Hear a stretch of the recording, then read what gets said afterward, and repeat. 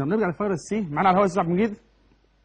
طيب فيروس سي طبعا من زي ما بقول ان هو يعني عاوز في حاجه غريبه جدا حصلت، ان في حد من حبايبنا، يا ريت نسيب على الهواء لما اقول القصه دي يا استاذ عبد المجيد.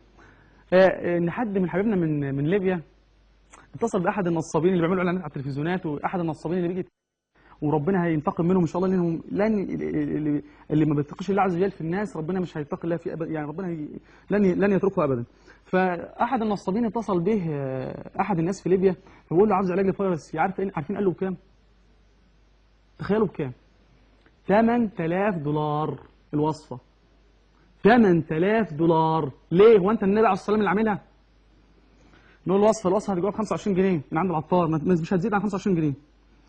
ناخد 100 جرام قسط بحري، 25 جرام زعتر، 25 جرام شوك جمل، 25 جرام كركم، 50 جرام عقدة ريح، 50 جرام حبة البركة، 25 جرام ورق لورو، 25 جرام عرق الصباغين. الوصفة معانا يا استاذ عبد المجيد على الهواء؟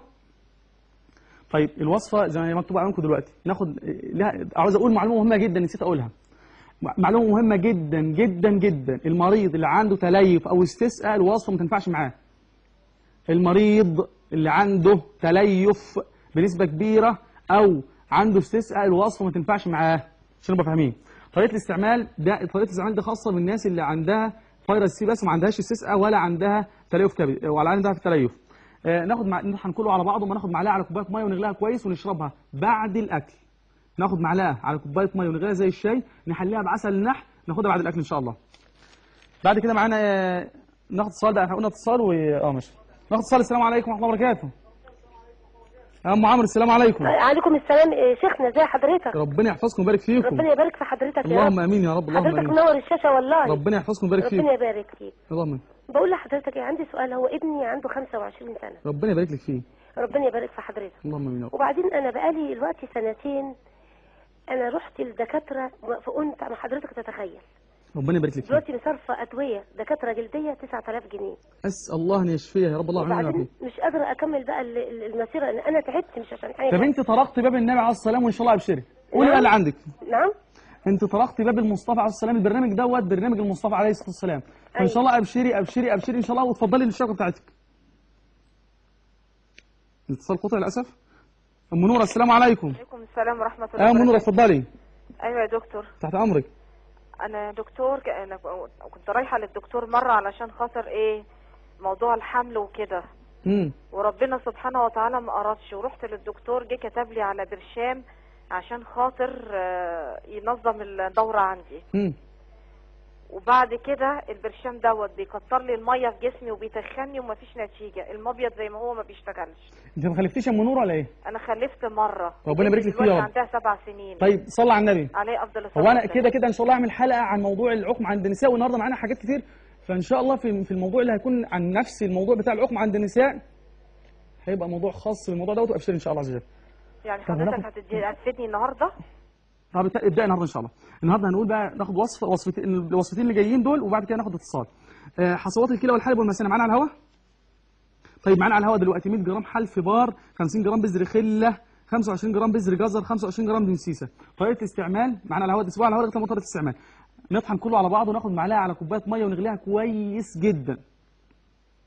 بعد ما نغليها كويس جدا نشرب من 3 كوبايات ل7 كوبايات. اهم حاجه ناخد كوبايه على الريق، وبعد كده متفاوته بقى. يعني مثلا كل ساعتين كوبايه، حتى لو عندك حصوات، عندك اي مشاكل في الكلى بفضل الله خلال ايام بسيطه جدا، الموضوع بسيط جدا ان شاء الله عز وجل. معانا ايه بعد كده؟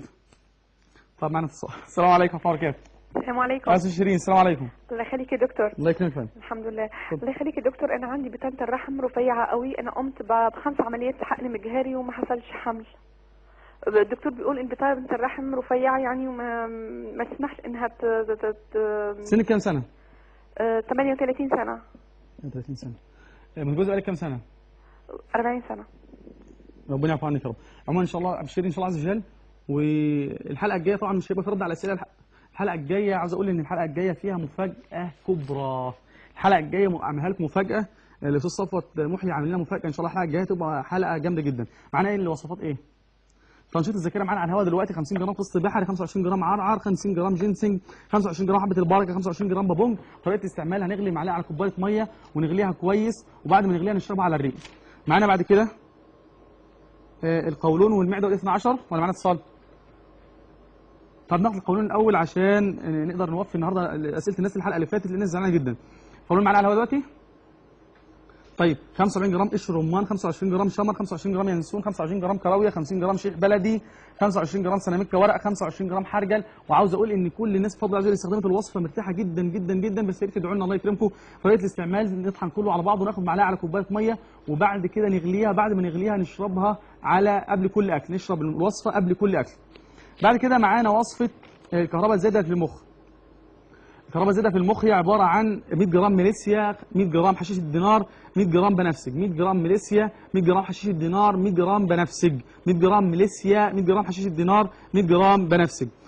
طريقه الاستعمال هناخد معلقه على كوبايه ميه ونخمرها زي نظام الضغط بالظبط، ونشرب منها قبل كل اكل كوبايه كبيره نشربها على قبل كل اكل. بعد كده معانا تساقط الشعر. تساقط الشعر هنقول طب ناخد اتصال، الساعه بنجيبه ناخد اتصال. طب ناخد اتصال. السلام عليكم.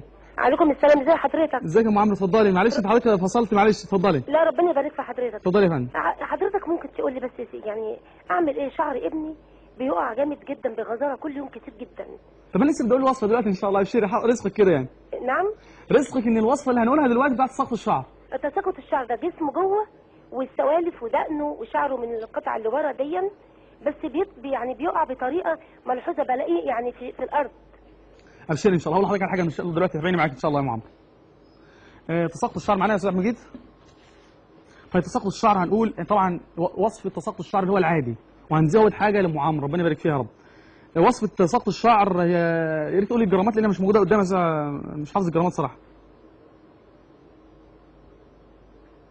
100 جرام زيت جوجوبا، 50 جرام زيت زيتون، 25 جرام زيت خروع، 25 جرام زيت جرجير، 25 جرام زيت خردل. طريقه الاستعمال طبعا هنحط الخمس اصناف مع بعض في ازازه واحده، وبعد ما نحطهم في ازازه واحده هنجيب ميه سخنه جدا وميه بارده جدا، واحط الازازه في الازازه على بعضها في الميه السخنه جدا، وبعدين اشيلها من الميه السخنه جدا واحطها في ميه بارده جدا، وابدا ادلك فروه الشعر كويس جدا. هيعمل عمليه تنشيط لخلايا المخ ان شاء الله عز وجل. وربنا رب لو في حاله ام عمرو، في حاله عمرو اللي هو تم ذكره الان، يا ام عمرو حضرتك بدل ما 25 جرام خردل هتبقى 50 جرام خردل، وتضيف عليهم كمان 25 جرام زيت ياسمين.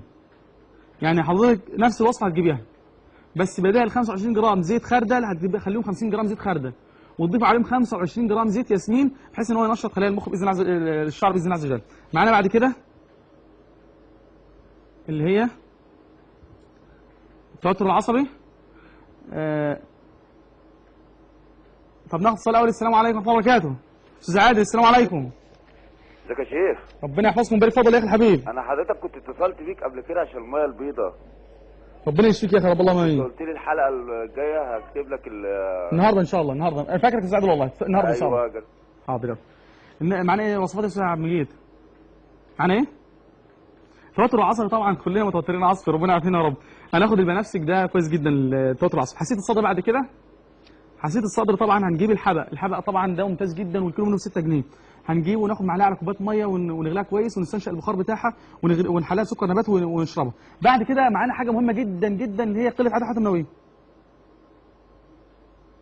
حسيت الصدر طبعا حسيت الصدر انتشرت جدا جدا، وهي عباره عن نجيب الحبق بس. الحبق ده عشب يشبه النعناع في رائحته وفي شكله. بنجيبه ونحطه في كوبايه ميه ونغليها كويس. بعد ما نغليه كويس طبعا مع تغطيه الاناء نستنشق البخار ونحليه سكر نبات ونشربه ان شاء الله على الريق. بعد كده بعد الاتصال ان شاء الله معانا وصفه العقم عند الرجال.